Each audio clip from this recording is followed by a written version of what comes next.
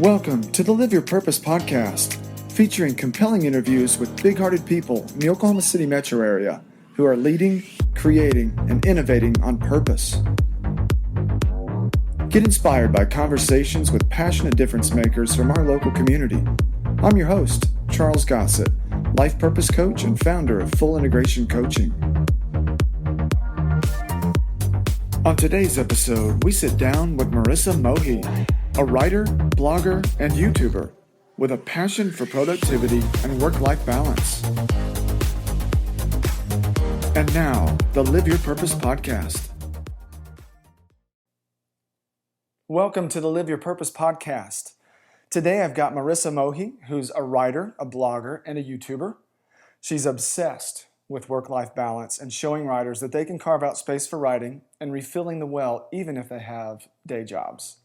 She can be found at Marisa Mohi, that's MarisaMohi.com, youtube.com/Marisa Mohi, or on Twitter or Instagram as @TheMarisaMohi.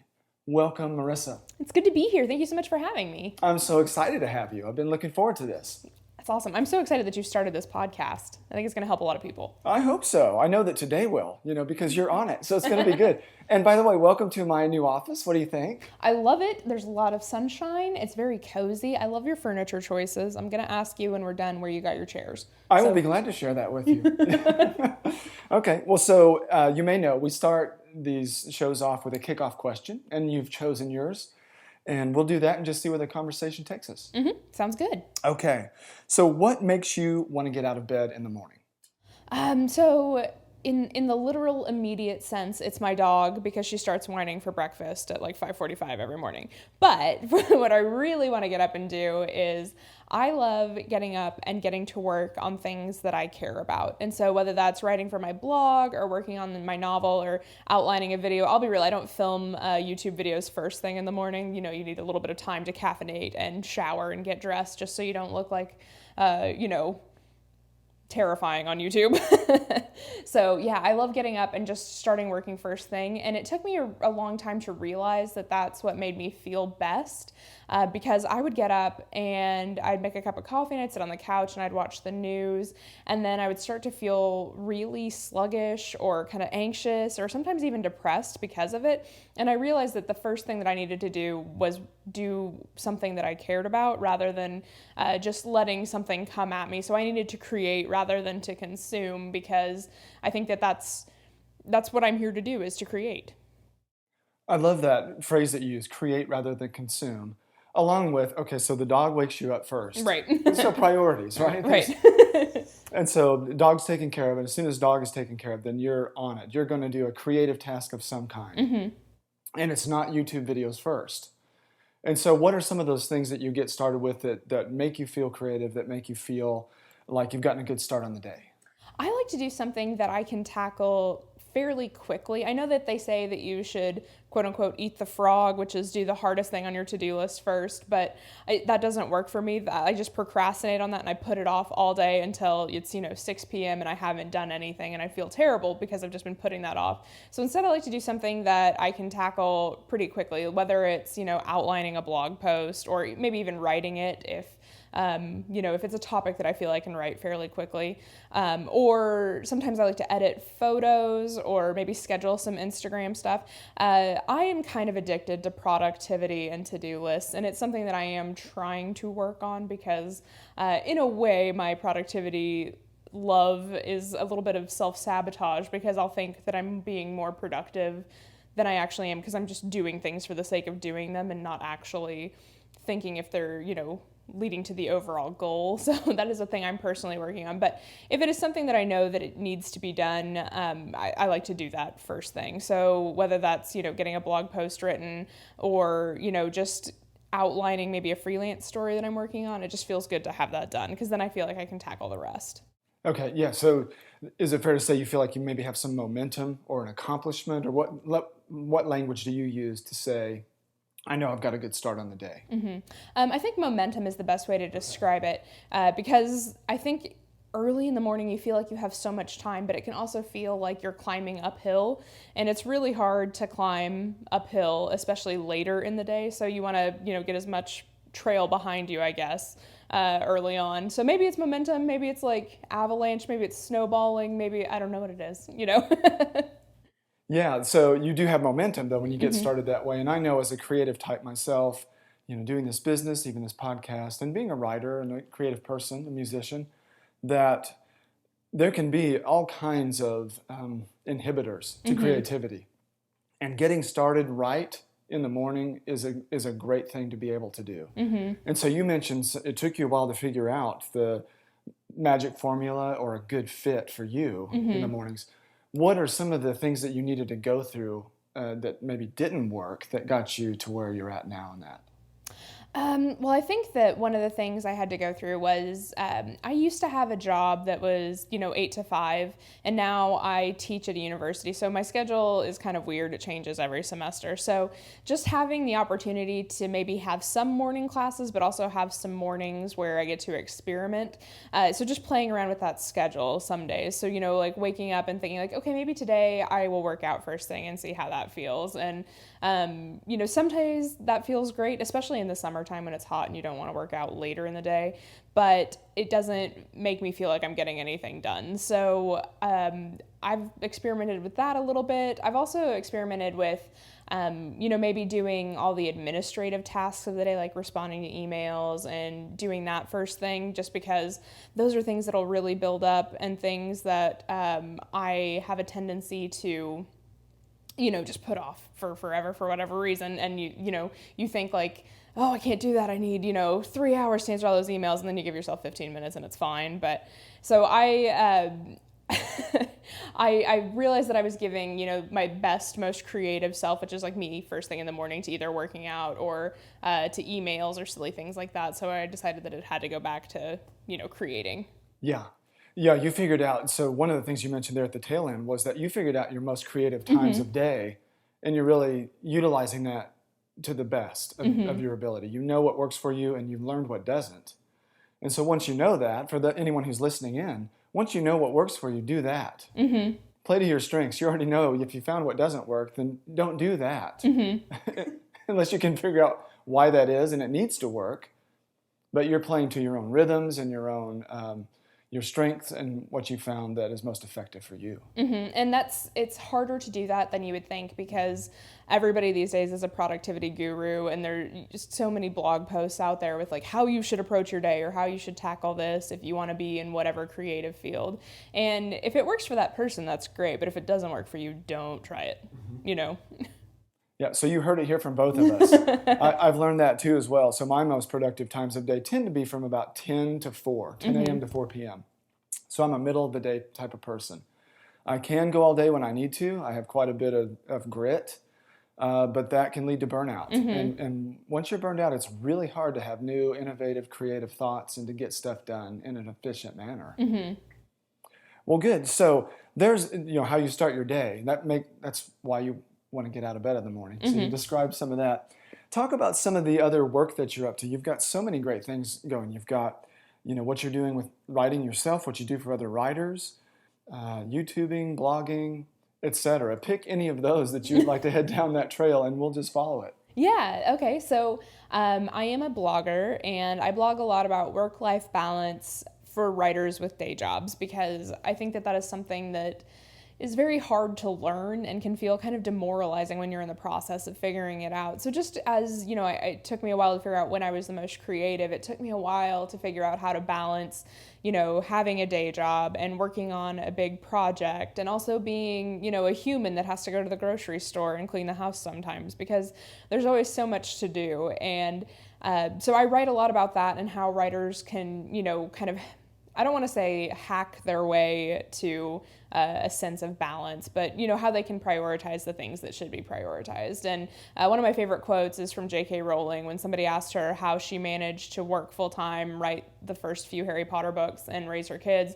And she basically said, "We just lived in squalor. My house was filthy, and that's because I had to prioritize writing at that time." And so, well, nobody really wants to have a dirty house. I think that in some seasons of life, maybe that's what you need to have, because without it, we wouldn't have Harry Potter. That is a wonderful quote. I mean, I'm stunned. I don't know that I've heard that, so I'm processing. And I know that for a while, she really had some hard times. If I remember right, she lived out of her car for a while and would write like all day in a cafe. I believe so, yes. Okay. So definitely fact check me on that, people. But I know that she went through a lot of struggles, but she remained committed to her sense of purpose or what she saw as her intention. And I know you're a lot about intentionality too. And when it comes to work-life balance, having your goals or your intentions squared away really helps you to know what your priorities are, is what I'm hearing from you. And so for those people that may have trouble with do-it-all-ism, they want to get everything done. Oh, and by the way, have a best-selling novel and always have, a work in progress and the house clean and the kids fed and all of these things. What are some advice that you give to people with that do-it-all-ism mindset? Oh man, it's so hard to break. I'm still, I still fall prey to it. I think we all do. So one thing to watch out for is just whether or not the thing you are about to tackle is going to get you to your end goal. So I really like, entertaining or hanging out with friends or having people over and making like the best cheese plate in the world. And for me, that's fun, but also I can spend way too much time on that. So if it's a day where I have to go teach and then I come home and I want to get a little bit of writing done before everybody comes over, I'm not going to have time to make this fancy pants cheese plate. So I think that there's nothing wrong with buying pre-made, crackers and cheese cut, so cut the corners where you can. It would be nice to have that fantastic cheese plate, but at the end of the day, that's not going to allow me to write. And that's the first thing that I need to be worried about. That's so good. And I know that I think most of us do when we're really honest. We have good days and bad days, and we follow rabbit trails. I know I do, because, oh, that's shiny. How interesting is that? Whatever that may be. Oh, I need to vacuum the hallway right now while I'm trying to develop something, on the side. And so I'm really distracting myself is part of the problem, because what I'm doing is hard. So I think for me, a lot of creative block comes from, this is hard and I'm resisting it. I'd rather be doing something else. And that's a tough rut to get out of when I don't recognize it. But if I stay committed, like you're saying, to those priorities, I'm always better off. I may or may not get the creative thing done or that priority completely finished, but at least I stayed on task and tried. That feels a little bit better, laying my head on the pillow at night, knowing that. Yeah, for sure. And you mentioned resistance. Yeah. This is something that I have been coming up against a lot lately, and it's because I'm trying to launch a service for writers, and there's a lot of, back-end setup and softwares that I'm learning, and I just wish every software could use the same user interface, because learning like 3 or 4 at a time is just, it's driving me crazy. But I think that I've been using resistance as a means to not do things or not look up things that I need to be looking up, or just thinking like, oh, it's too hard, or no, I really need to work on this. So instead of focusing on these softwares that I need to learn and set up, I actually got like 3 months ahead on my blog post writing, because I was like, oh no, this will be great. I'll have it done and I won't have to worry about it. And I mean, it is great, but also that was a silly way to use my time.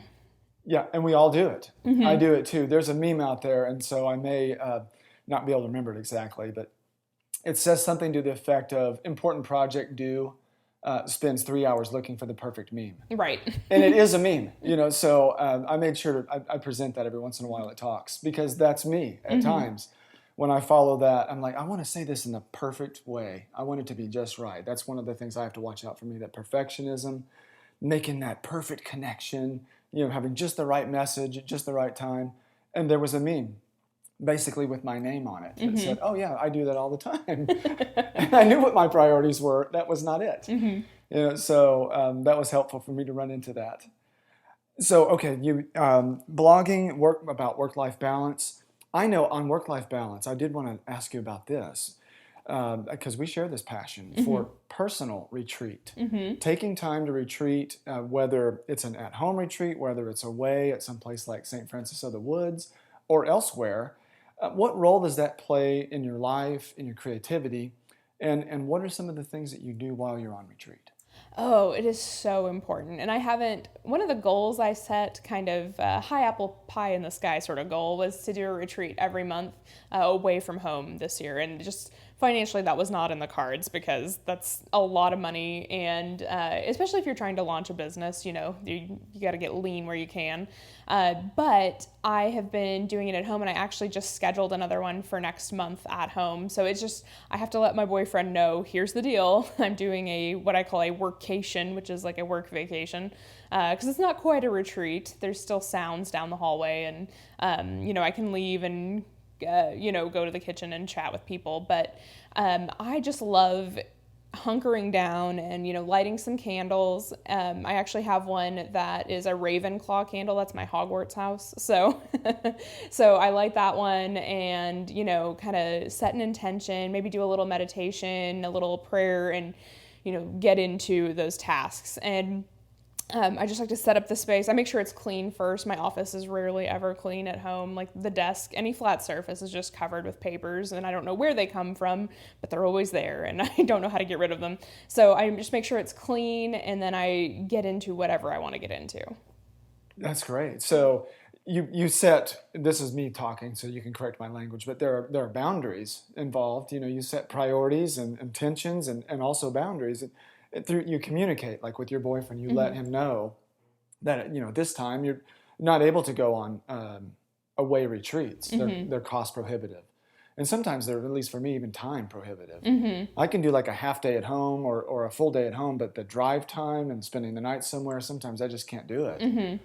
And so you have that, and then you also do some of these rituals or routines that you have to let you know that I am retreating. You are retreating right now, and it sets the vibe or that space. Maybe it holds a place for you. And so in terms of being able to stay on retreat mode, I know how that can be at home. I do some of those at home too. Being able to stay on retreat mode while you're at home, what are some of the challenges you run into, and then how do you get back into that mode? So at home especially, one of the biggest challenges is probably my dog. She is a 65-pound lap dog, and I am her person. She loves both me and my boyfriend, but I am 100% her person. So she's always coming in the office, and she has a bed in my office, and if she'll lay down there, she gets to stay. But about maybe 3 hours into her nap, she gets up and is trying to climb in my lap and wants to play. And so then I might go out in the backyard, just to get some sun for a few minutes and play with her. I think you should always get a little bit of outside time with a retreat, just a little bit of vitamin D, a little bit of a reminder that there is this whole world out there and it's not just you in your office. It kind of gives you that perspective. But, if she is being really needy, then, I just have to close the door with her outside, and I can just hear her huffing the whole time. So I have to turn up the music a little bit louder. Another issue though is that my boyfriend is a musician, and not like a quiet musician. He's got a bass guitar and a drum set and a keyboard, and he creates a lot of music for websites and stuff like that, and videos and online video, but he'll just, get in the groove and start playing stuff. And then, you don't realize that he's about to hit that cymbal or something like that. And then you spill coffee everywhere. So I kind of have to let him know, like, hey, could today not be a drum day? Could today be a ukulele day? And so that's a little bit better. Okay, good. Yeah, so you've got a lot of creative energy, including sound in your home environment. And so that's wonderful. That's a great descriptor. So for those that are listening in and they're thinking, retreat, I don't have time to retreat. What a waste of time. How unproductive, right? This is the last thing I need to do. And I'm always taking care of other people, and whatever the message is. A lot of people balk at taking retreats, whether they're at home or somewhere else, for a variety of reasons. What are some of the reasons that you say yes to retreats? Oh, I can get so much more done at a retreat than I can if I stay home and work. And it's just, I think getting out of that environment, or even kind of cleansing your environment to make it the retreat space for that particular day, I think that it just changes your mindset, and it kind of lets everything else just melt away. So if I'm doing a retreat, I don't touch email. I don't care about it. And I try to hide my phone as much as I can, whether that's, putting it on airplane mode or leaving it in a completely different room, because I know that that's too much of a distraction. And it's so easy to just, scroll through Instagram when you should be writing or something else. Maybe not should be. Should is a a word I'm trying to get away from, but when you intend to be writing. So I think that it can feel like retreats are a waste of time, but if you take one, you will see how much you get done, and it's shocking. It just, you can get so much done in that time. And I mean, I try to get stuff done every day, like little by little, make it to your goal. But if you need to make a big push on either a writing project or, maybe like some visual art, or you're trying to write a song, take a retreat of some kind, even if it's just, you going to a coffee shop that you don't normally go to that's quiet, and see what happens. Yeah. So you're able to be super productive when you're on retreat. Yeah. So what causes that? I mean, how are you able to do that? What is different in that retreat space that you create that's a little different than your daily life? I think it's because I allow myself to ignore daily life. So I do like to get away. I think St. Francis of the Woods is a great place to get away, especially since they don't have Wi-Fi, which I know is hard for a lot of people, but getting away from Wi-Fi really helps me, because then I'm just not on social media the whole time, or I'm not over researching. That's something I tend to do when I have something to write. So I could probably just, bash out some sort of draft, and it wouldn't be perfect, but I could get it done a lot faster if I didn't spend so much time kind of in analysis paralysis and researching for forever. So I think that it's just, there's like a little switch that flips in your brain when you do a retreat. It's kind of like, okay, this is my time. I get to use it how I want. And sometimes, you might not get as much done as you intended, but also you're going to get way more done than if you're just at home, I think. So what I'm hearing is you're committed to fewer things is part of the deal with retreat. You're limiting, and you have some internal agreement with yourself, and you do your best to try to limit those distractions, whether it's the phone, TV, anything video that's fun to watch, and get lost in. Even reading books, for writers and readers, that can be a distraction at times. And all the cleaning, oh, my house isn't clean, and I'm on retreat, and maybe that's your intention to clean the house when you're at home retreat. But if it wasn't, then it's still about, even if you're on retreat, staying true to those intentions and limiting the distractions. Yeah. Well, that's wonderful. So other areas we can cover are many, but I definitely wanted to hit the YouTube experience. And so you have a lot of followers there and a lot of content. So just tell me some about what you're YouTubing about and what you're up to. Yeah, so YouTube is something that I never thought I would get into. I didn't think I had the equipment or the attention span or the tech know-how. But honestly, if you own Apple products, you can probably get on YouTube pretty quick. So I just use iMovie, and I film all of my videos on my phone. And I know that sounds incredibly janky, I guess, for lack of a better word. But also, I'm never going to win an Academy Award for these YouTube videos, so I don't feel like I need to invest in a really fancy camera. So I decided to make that part of my platform, because I started as a blogger, and then we started hearing it was, kind of the best practices of the web, that if you have a blog, you should also introduce video content of some kind. And I thought I would give it a try. And so in my videos, they usually match up with the blog post in some way. So like last week, I did a post on the full-time writer mindset, so how you can kind of change your mind to think as a full-time writer would. And then I did a video about how to quit your job to write full-time. Maybe it was a little bit oversimplified. Like, I think that the steps are correct, but it does take a while. The video is only like 8 minutes long. It's going to take you more than 8 minutes to quit your job to write full time. But yeah, so I like to match up the content, and YouTube is really great if anybody is interested in starting it, because the community on YouTube is amazing. I think a lot of people fear posting on the internet because you feel like trolls are going to make comments, or you're going to get cyberbullied, but YouTube has been overall very good and very positive. I think it's because it is more of a community sort of feel, just in that people on YouTube are searching for very specific things that they want to learn or they want to be entertained by, and if you have those words in your video title, they're ready to accept you, which is awesome. Yeah, and so you've had a very positive experience overall, and you mentioned the trolls, and that's one of my fears, honestly. There's a lot of vulnerability. There's a lot of fear that I have of and I'm putting myself out there quite a bit right now, but to put myself out there regularly in video format, and that's another level of courage, or, let me get ready to do that. When did you finally just say, you know what, I'm doing it?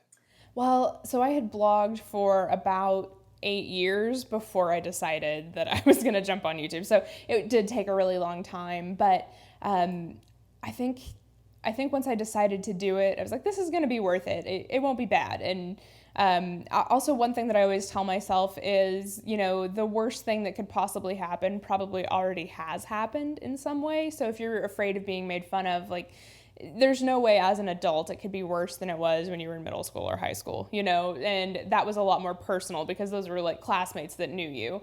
So just on YouTube, if a random stranger with, a fake burner account and no profile picture says something mean, it doesn't hurt as much because that they are saying something mean, but they're not putting their real name or face behind it. So it's just a cowardly act, just to poke you. That's about it. Yeah.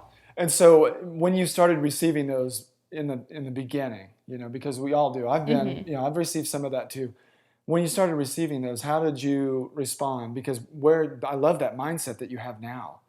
They didn't really have the courage to be real and come out with who they are. Now, some people do, but when you started receiving those, how did you respond and sort of, do you remember the process that you came through where you're like, you know what, it's okay, I'm going to keep doing this, I'm not worried about them? Yeah, so the first few ones I probably just deleted and got rid of because just having blogged for as long as I have and being on social media, my first social media account was a Zanga account, if anybody remembers those. So just, being online for a really long time, that it's going to happen. So the first few I just deleted and didn't really think a lot about just because, they weren't saying anything that was super mean. But now when it happens, I actually will screenshot it and then post it on another platform, like kind of to normalize it a little bit, because I know that there are some people who are afraid of that. And so just, like it happens to me too. So here's how we deal with it. And it's kind of fun because, somebody will say something really mean and then you get to correct their grammar or something like that on the other platform. So So I'm following you on all of these platforms. And so those that are listening in, again, you're going to have Marisa's information. We give it to you at the beginning. She'll give it to you at the end, and it'll be in the show notes. But you have about a dozen reasons to follow her right now that I think are all spectacular. And so here's just one more. If you're putting yourself out there and you're dipping your toe in the water, if you're taking that leap as a writer, as a creative, as a YouTuber, and you're really putting yourself out there, Marisa's giving you some great tips, and she's got a lot more if you hit her up and follow along with her, okay? All right, so where would you like to go next? I've got some ideas, but I don't want to take the direction away if you have something else that you wanted to bring up. Yeah, no, you're in the driver's seat. Okay, very good. I'm taking the tour. Okay, great. Well, I can do that. So what are some of the talks that you've been giving? Where have you been speaking? What are you talking about? Because I know you're really getting out there from following along. I've been to a couple of your talks. What are you talking about? Where are you going? And how's that been? Yeah, so I've been talking mostly at blogging conferences or at conferences where I can talk about blogging. So this year I did Launch Bloggers, which is a small free event for Oklahoma bloggers and influencers. And then I did the Books in Bloom Literary Festival, which is in Eureka Springs. It's a really awesome book festival, so if you can get out there, I recommend it. You get to meet so many interesting people, and Eureka Springs is fun.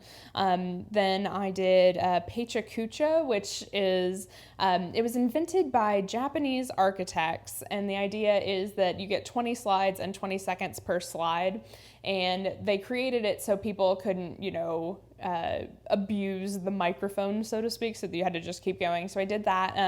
I did Ignite OKC, which is very similar. It's 15 slides for 20 seconds, or maybe it's 20 slides for 15 seconds. I can't remember.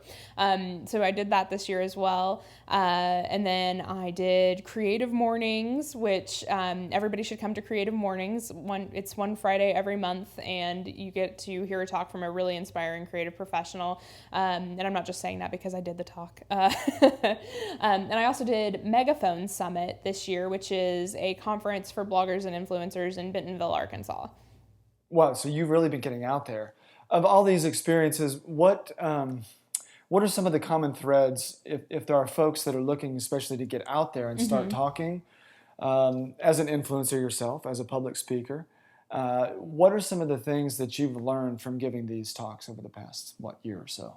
Yeah, I think that there's this fear that you can't give a talk because you don't know enough. And if you know one thing, then you know plenty. So people don't necessarily want to hear from the experts. I wouldn't want to get social media advice from the person who created the social media platform. That would be really intimidating. They want it from people who have figured it out and, figured out what works for them. I think it's the same for writing too.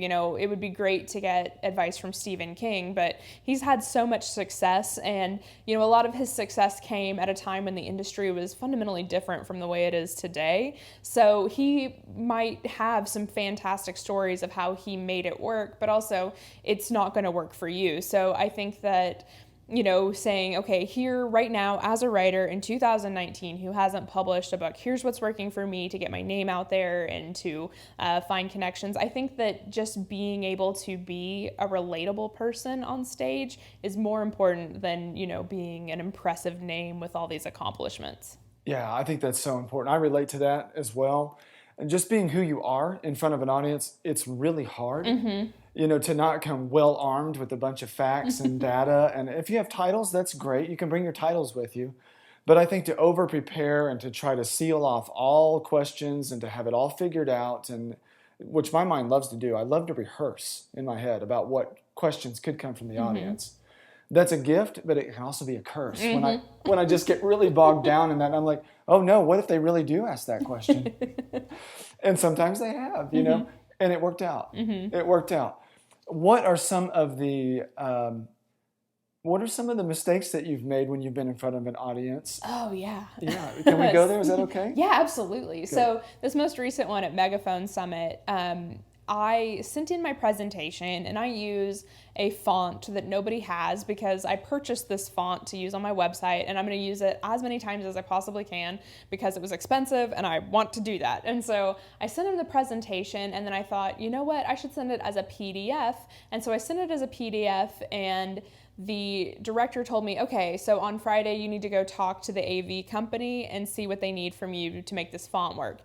And then I didn't do it. And so when I was up there giving my presentation, it was just formatted so terribly, and like there were words cut off, and I just felt like an idiot. And I apologized for it and made a joke about it, and I felt bad, but you know what, at the end of the day, I still got a couple of people who are interested in working with me to consult with them on their social media. So, even the most embarrassing mistake, I guess that wasn't the most embarrassing mistake, like my hair didn't light on fire or anything, so we're good there.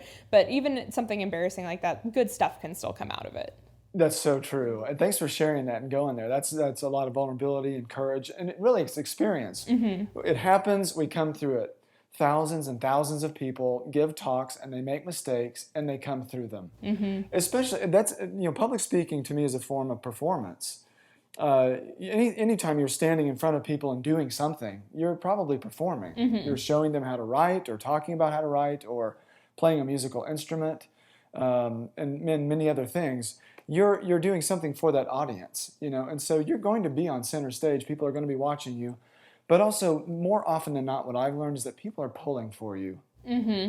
If you have that rapport and if you're being real on the front end, they're likely going to let you make a few mistakes. I've thought that people were just going to judge me so hard. In my own mind, it's judgmental of myself.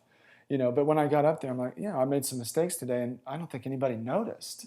That's the beauty of it. So if you don't apologize for the mistake when you're giving the talk, nobody knows you made it because they weren't there rehearsing with you. They weren't helping you create the slides. They don't know what's going on. So yeah, it's, you can mess up a lot before anybody is aware of it.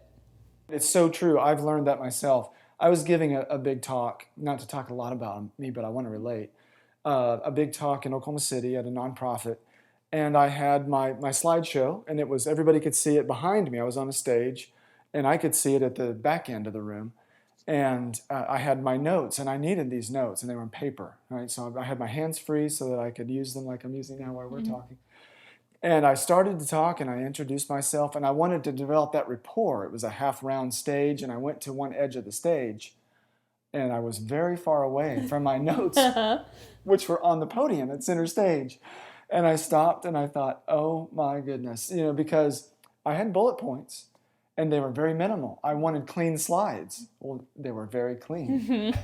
So I remembered some of it and then moseyed back over to center stage. They had no idea I was sweating bullets up there at that point. And the talk worked out just fine. Yeah. See, that's so important to remember. So one of the things I teach with the class I teach right now is giving presentations. And students always want to apologize and they want to memorize everything they're going to say, and you just can't. You're going to really trip yourself up if you try to memorize. But if you know like your main talking points, or you have them written down somewhere where you can access them easily, it's going to go so much more smoothly than it would if you were memorized it, or, wanted to apologize every time you slipped up, because you're going to slip up a lot. Yes, and I do all the time, but now it's like jazz. It's improv.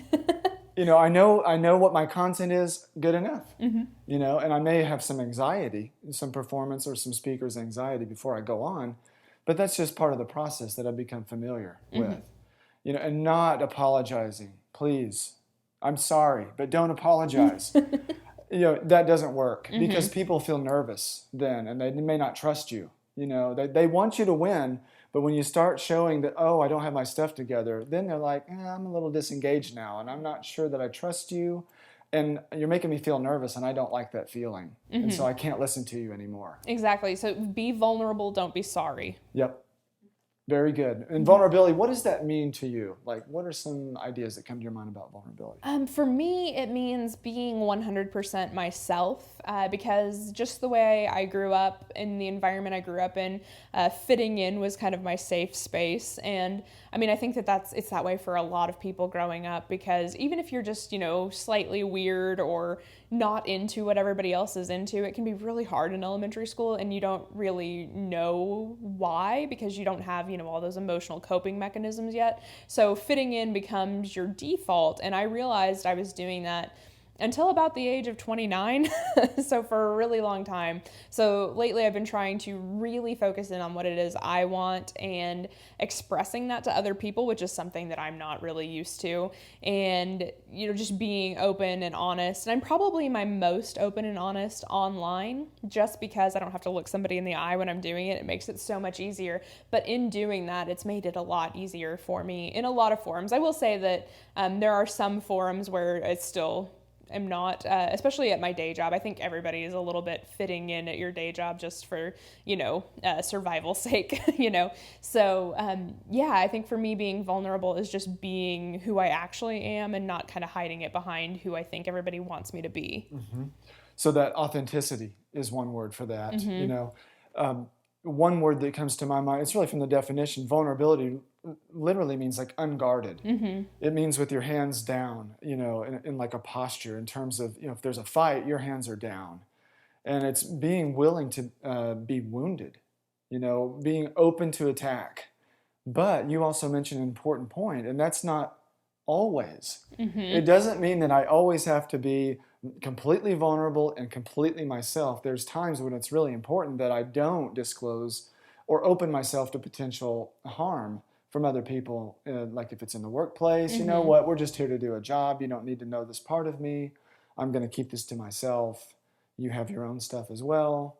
It's just better for both of us. Right. And I think that that's really important to recognize, is some people are not your friends and you don't have to open yourself up to them. However, as an artist and a creative, you do have to open yourself up to a bunch of people, especially with your work. And so just kind of saving yourself the trouble of having to deal with people who don't necessarily deserve to see you at that vulnerable stage. I think if you're in an environment where fitting in makes more sense, go for it, because you need to save that for your work. I will say that you do want to be able to be vulnerable with, your friends and loved ones and family as much as you can, depending upon, your situation. But, definitely at the day job or like at the grocery store, you don't have to be real with anybody. Just get what you need to do and then get out of there. Right. It depends on the task that you're doing, and the word that I use is the role that you're in. If I'm a shopper, if that's the role that I'm in, I have parts that I can connect with that are still me. And I may or may not share something with a stranger. I'm going to try to treat people kindly. I want to carry that value around with me, but I may not just disclose something randomly to them about my day that's, intimately personal or something like this. We're just functioning as shoppers in the same place at the same time. Mm-hmm. Whereas at home with my wife, with my loved one, I try to disclose as much as I can without just dumping. As an empath, sometimes I can be subject to dumping Mm-hmm. on my loved ones, and I'm really I've tried to consistently remain conscious of that so that they can have their own life and tell me what they need to tell me. Mm-hmm. So it works out a whole lot better that way. Much healthier relationship. Who knew? Mm-hmm. Yeah, I've had to learn that. So really good. So one of the other things I wanted to talk about are, any collaborations you have going on, creative collaborations, people that you're working with in the community, stuff you're up to that you wanted to let listeners know about. So right now, I don't have any collaborations on the schedule. However, if you are in the Oklahoma City area, I'm interested to know what you're looking for when it comes to help with your writing. And I would love to meet up with people to talk about possibilities. I have some friends, Marnie Vinge of Irioki. We've been talking about potentially kind of creating our own writer's workshop and talking about different elements of writing, because she does a completely different style of writing that I do. So she would talk about, kind of horror thriller writing, and also how to organize a podcast, because she's been podcasting for a while and she's had a lot of success with it. And then I would talk about, blogging, and then maybe freelance writing a little bit, just because that's kind of my comfort zone, what I've been doing for so long. But yeah, we would really like to help the community in any way that we could. And we want to see what people are interested in, service wise or event wise, because there should be more writing meetups or writing workshops in Oklahoma City. Somebody emailed me today and asked me what I knew, and I was like, I'm sorry. What I'm hearing is you need me to do this, and I will, but you got to wait till 2020. Right, so it's on the planner. Mm-hmm. The need is there, and surely the market is at some level. Mm-hmm. There's creative people everywhere that are writing, that are blogging, that are looking a way to hone their craft or just dip their foot in and learn more about it. And so, as was said, hit Marisa up. We'll give her contact information here in just a few minutes.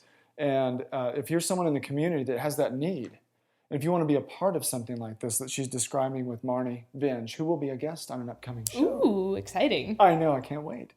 And so definitely hit her up and give her your ideas, or if you're somebody that wants to be a part of that process in some way, shape, or form, definitely do it. Because I agree, part of the reason of this that I have the Live Your Purpose podcast is to bring folks just like you on the show and connect with the local community and get more stuff done that matters, that's Mm-hmm. meaningful, that's purposeful, that's creative, that does something good for the world. And this is one small way to do that. So definitely reach out to her for that. Yeah. Okay. I wanted to also cover this area with you. Your aspirations. Mm-hmm. So you mentioned 2020. And so I was thinking how to frame this. I'll just say it like that. What are your aspirations for the coming year? What do you look forward to in 2020? What do you hope to be doing? Yeah, so at the end of this year, so in December, I will be quitting my day job to go full-time as Marisa. That's kind of what I'm calling it for now, because there's a lot of tiers of what's going to be going on. So I'll still be blogging and YouTubing. I'm going to be doing some freelance writing. I've been working with a lot of local publications, but I've got my eyes set on maybe a few national ones. I want to keep working on my novel. I'm going to start publishing personal essays on Medium, and just my goal is, if you've read On Writing by Stephen King, he's got that whole section about events of his life that made him a writer. And so I'm going to do blog posts about things that happened that have made me a writer, or maybe just made me who I am today, because I think that's a lot of, all of it kind of goes into the writing, I guess. So I'll be doing that. I'm also launching I guess I'm going to call it a consulting service for now, because I'm not really sure what it's going to be called yet, but I will be working with writers to either help them with different aspects of their project, whether it's outlining or, how to structure their project, or what they need to do to build that writing habit up so that they can be more productive, or helping, build their online platform, because a lot of writers, write the novel and then they're told, oh, now you have to market your work. And then that's kind of the kiss of death to the writer. So there are some easy ways around it for sure. So if that's a service you're interested in, I will be offering that as well. Oh, that's all exciting stuff. And so I can see it. I can see 2020. Mm-hmm. I can see Marisa. in 2020 doing all these great things. So I did also want to hit this. What are some of the online platforms, publications? What are some of the places that people can find your writing? Who have you written for, and where can they find out? Yeah, so I've written extensively for the Lost Ogle. Either you love them or you hate them, and I understand on either side, either way. It's very polarizing. So I've got a lot of work up there, and I'm actually a co-host on their podcast as well. And I will be writing a lot for Oklahoma Today. I'm actually working on a story as we speak about the Oklahoma Library for the Blind and Physically Handicapped. So super excited about that. If you listened to Alex's episode, you probably heard about it a little bit. I work pretty closely with Visit OKC, which is our tourism bureau. One of my, high apple pie in the sky sort of dreams is to be a travel writer someday. So definitely, looking into some opportunities there. Ooh, how exciting is that? We've got to hit that for a couple of minutes. Travel writer. So what do you want to be doing? Where do you want to go? Yeah, I am not sure yet. Okay. So I'm trying to figure out the niche that would be best for me. I would love to do a series on writer retreats. I think that would be a really fun sort of travel category. But I know that that's a very niche topic. But I think it would do well with my audience. So I would like to do that. Right now, the way the travel writing industry works is there's not a whole lot of money in the publications anymore, unless you've got one of those big names that's been in the business for forever. So you have to work a lot with tourism bureaus and PR companies. So it's I'm trying to figure out how I can break in that way. I think it'll be very similar to what I've been doing with Visit OKC, but it's just kind of relearning the industry, because when I went to school, that's not how you did it. So, well, that is another exciting piece that you've got in the works. So plenty to do in the upcoming year. And so I'm going to be following along. And for those that also want to join you on your journey, how can they reach out to you? How can they stay in touch? Yeah, so you can always follow me on my blog at marisamohi.com. I'm on YouTube at youtube.com/marisamohi. And then on Instagram and Twitter, I am at the Marisa Mohi. If you're old school and you just want to email me, you can email me at heyo@marisamohi.com. So that's HEYO @marisamohi.com. Okay. Well, Marisa, this has been such a pleasure having you on the show. I've learned a lot about you today. Yeah. So I'm going to listen in and hear what I learned. So I was in the moment for now. Right. So it was really a pleasure. Thanks for being with me today. Yeah, thank you so much for having me. This was a lot of fun.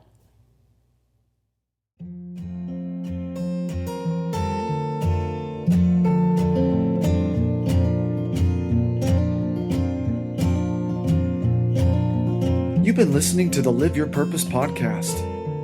I hope you've been inspired by my conversation with today's guest. If you like what you hear, please share with your social networks and subscribe so that you never miss an episode. I'm your host, Charles Gossett, life purpose coach and founder of Full Integration Coaching. To learn more about the life coaching, public speaking, and retreat services that I offer, visit fullintegrationcoaching.com. And you can follow along with me on Facebook and Instagram at Full Integration Coaching. Until next time, remember, you were meant to live on purpose. Start living yours today.